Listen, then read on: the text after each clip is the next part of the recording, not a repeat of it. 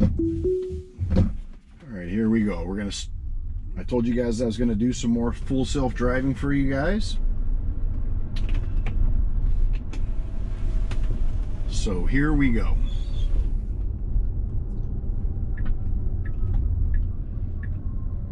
Now again, the only time you'll see my hand come down towards the steering wheel is just to tap the button to let it know that I'm here, alert, and ready to grab the wheel. So this time I did an outside view. So I've got the camera above on top of the hood here, and then I have the inside view here. So you guys can kind of see the outside, the inside, what the car is doing. And I'm just gonna let it ride. I'm not in a hurry to get to where I'm going, so I'm gonna let it do its own speed limit, because it'll change for the speed limits as well. But I hear a lot of people talking about Cruise and Waymo, and somebody comment about Centron. I've yet to see any videos of any driving of someone like me in a car, of one of those cars with this full self-driving. Now you guys can show me. I know Ford has like their Blues Cruise. It's really Blues Clues, because that thing has no clue how to really drive like a Tesla does. So again, show me a car who will come up to a four-way stop sign like mine's doing right now. And like I said, I'm putting my knees up, letting you guys know this thing's gonna make the decisions. The only thing it's gonna do is hesitate towards the middle a little bit. See that? So it's hesitating a little bit, and then it goes. So I don't know why it does that. Now, I could have touched the gas and it would have went before I saw that stall, but I'm trying to let it learn everything on its own and readjust and fix things. So some things I'm noticing it's just not getting good at, like that stop sign.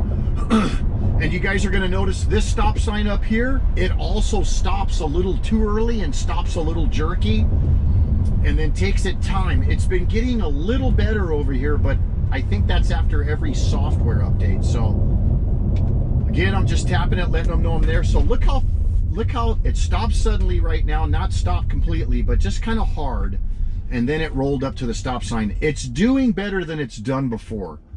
But again, guys, look at that. It's turning on its own, man. Following a path. This is not like a Waymo or a Cruise. You got to remember, when you drive in those vehicles, it's a predetermined area that's already marked out and path for it. It's not just jumbling and going somewhere where it doesn't know where it knows where it's going. It knows its limitations of where it can go. Tesla doesn't. This thing will just go anywhere you tell it to go most of the time. Like I said, it's not perfect right now, but compared to like 5 years ago, 4 years ago, I mean, it is just night and day from what it used to do. And like right here, you can see if you look on the upper camera, that was a wide lane right there that kind of merged in right there. Now, this car used to merge all the way over to the right and get onto that white line and then come back in. And now it doesn't do that anymore, and I'm glad, because sometimes you'd have traffic behind you and they're speeding, and when it goes over, they think you're trying to let them pass, and then the Tesla's kind of cutting them off a little bit. It's pretty crazy. So I'm just letting this thing do its own thing. Like I said, it's picking its own path. I know where we're going. I would have took a different direction. I'd have turned left right here, but I'm just gonna let it go and drive its way to my doctor's appointment and see if it can get me there without helping it in any kind of way. That's what full self-driving is supposed to be about, where it can take you from destination to destination without touching it. But again, I'll challenge anybody out there. I know a lot of people don't like Elon for some reason. I don't know why. Seems like the media kind of is treating him just like they do Musk. I mean, just like they do Trump. But regardless of that, man, Tesla, this car is just absolutely amazing on what it can do for driving. Just the power, the way it drives. I mean, no oil changes. I haven't been to an oil change stop place in over 5 years. It's crazy. You just don't recognize those little things. So it's slowing down a little bit right now. A guy made a turn. I don't know why it would slow down. He was way ahead of time, but that's what it did. But again, guys, it's on its own. It's doing a great job, man. Again, it's telling me to tap that little thing to let it know I'm here.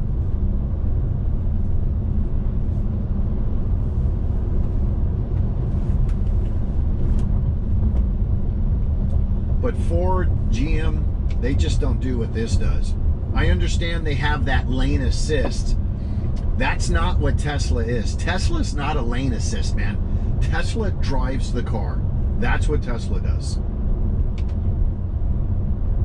So you can see, guys, I have not interrupted this thing not one time. Now, I can only load about 10 minutes of video to YouTube. Our ride's a little longer than that, but I mean, I just want to show you guys, you know, 10 minutes of driving.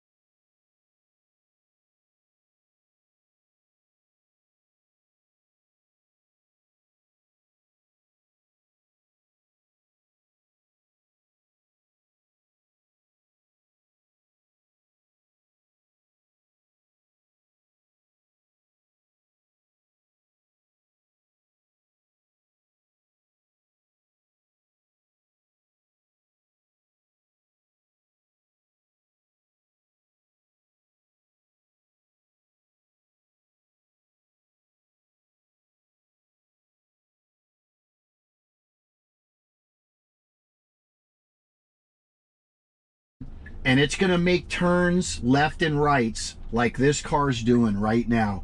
And I'm not talking about being in San Francisco or in downtown LA or downtown San Diego, where that's the only place that Waymo and Cruise are allowed to go. So where we're going right now, we're going to get into a little bit of traffic here. It's going to be a 3-lane. We're going to need to make a right. That's going to be into a 2-lane, and I believe they're doing construction there. So I can tell you this new update hasn't done well with the construction cones. I almost ran into some, and I actually had to grab the wheel. I wasn't recording at the time, but before the update before that, it knew exactly where it was. That was weird. The wheel turned a little bit before we started going. So here we go. We're making a left.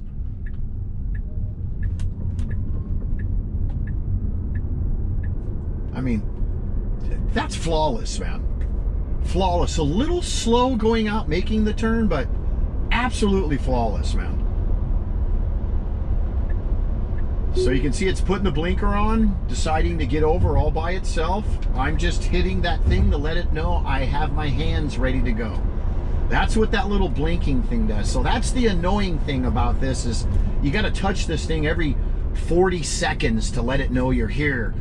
And I guess that's just the safety thing until they can get it to work fully. But man, it works so well. I would like it to go for 5 minutes, 10 minutes, 15 minutes without me having to touch that little lever there to let it know. Now you can put a little wrist weight on here, and it'll make the car think that your hands are on the wheel, and it'll go for 10 minutes without you having to touch the wheel, touch anything, you know, the little lever I'm touching. For 10 minutes it'll go, but when it does cut off, it gives you a mark on your full self-driving, and you only get 3 chances. Then you have to wait a week for it to come back to you. It used to be 2 weeks. Now you have to wait a week for it to come back. So that's the negative about doing the wrist weight, unless you just time yourself and every 7 or 8 minutes you're taking it off the full self-driving and then turning it back on. That's what I do, and it works wonderfully. So when I go to work, I gotta take it on and off about 10 times, but it's just nice to be able to go for about 7-8 minutes, man. We're literally, you're just not touching the wheel, you're just kind of kicked back in your seat, you're relaxed, you're enjoying the drive. That's what I like, because I have a long commute back and forth to work. So it's kind of nice just to lay my seat back a little bit, man. Not lay down, but you know, just kind of kick it back a little bit, where I'm just kind of more in a relaxed position, laid back a little bit, and ready to grab the wheel if I need to, but just kind of enjoying the drive, almost like someone else is driving. It makes it nice. And what's funny is that it's almost like you are a backseat driver, because you know, you're supposed to let the car do what it does, but when it does what it's supposed to do, sometimes it's not doing it the way you want it to do it. So you're like, you shouldn't do that. So you're almost like a backseat driver sometimes, which I think is pretty funny. So you can see we're in a 3-lane highway right here. It's 55 miles an hour speed limit. We're going to have to make a right up here at another intersection. Here's the cones I was telling you about. So there's a turning lane right here. It didn't go into it, which is very good. So right up here, we got to make a right. So you can see it's getting over a little bit. Didn't hit that sign there, thank goodness. I'm seeing on my screen, it is recognizing these cones. So we're about to make a right turn here, guys. Again, man, this is all hands-free. I have not touched anything on this whole ride, guys. Tesla, you guys at Tesla, I mean, you guys are freaks of nature. Okay, so here we go. Here comes the construction. Let's see what it does. Okay, it put a blinker on. My God, it got over for the construction all on its own. That's crazy. Wow. All right, it recognized the cones and got over, man. So now what the problem is, it's starting to slow down. So I'm just going to hit the gas because I got people behind me. So it kind of wanted to slow down right there for the construction. There was also a stoplight up there that wasn't working right now. So I don't know why it did that. It should have just kept flowing, but I had to touch the gas pedal just to tell it, hey, it's okay, I'm here, it's safe, keep going. So I would say one interaction we had to do, and the only reason why I did that, there was a car behind me. If there wouldn't have been a car behind me, I just would have waited to see what it did, and it may have eventually just slowed down a little bit and may have kept going. I don't know, because I didn't want somebody honking or beeping at me and getting upset. So I touched the gas on that one. So like I said, to me, that's not really an interaction, but somebody out there is going to say, oh, that counts. But regardless of that, guys, just for what I've shown you right here, just this little drive right here, what I've done, if you guys aren't amazed at this, if you are not amazed at what this car is doing, and like I said, it's screwing up a little bit right here, slowing down traffic in the back, but I just let it go to do what it does. It's learning. And it did okay. This guy's probably going to come next to me and give me a hard look. No, he just kept going. So again, it's coming up, slowing down a little bit for this light. Did okay. I mean, you got to remember, guys, we're in turns. You guys will see the upper cam. I'll merge this footage together so you guys can see the whole ride, inside, outside, man. But absolutely incredible. I mean, Tesla is just bravo to you guys, man. When you guys talk about that robotaxi, it's coming, man. And not just in LA. I mean, it's going to come where you're going to be able to just do like this right here. I'd imagine those things, they're going to use them for food delivery. You got to imagine if you could just, a pizza place could just throw some pizzas inside of a robotaxi and it's going to go straight to its destination. And the only way to get into the car is by opening up with the app. I mean, that's going to be something that they're doing. Food delivery, grocery deliveries with robotaxis. Not only are they going to be taking people around and driving us around, but they're going to be able to deliver stuff. I mean, how convenient is that going to be where you're just getting online, ordering your Amazon stuff, and it's popping into a robotaxi and pulling right up to the front of your house? That's the future we live in right now, man. That's the way things are changing.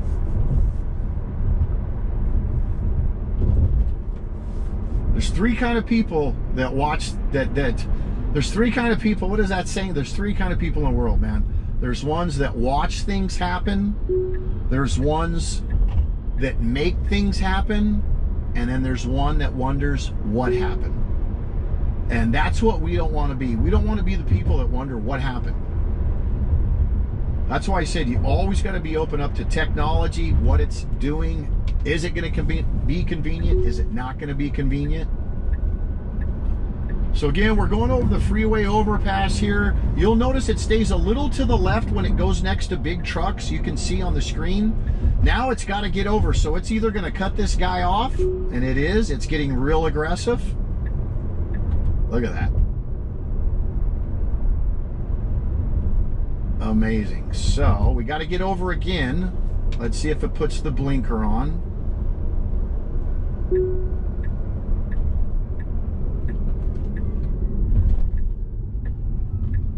Okay, that came in a little hot on that turn. Now this is a crazy road, and I don't think this car is going to know where to go here.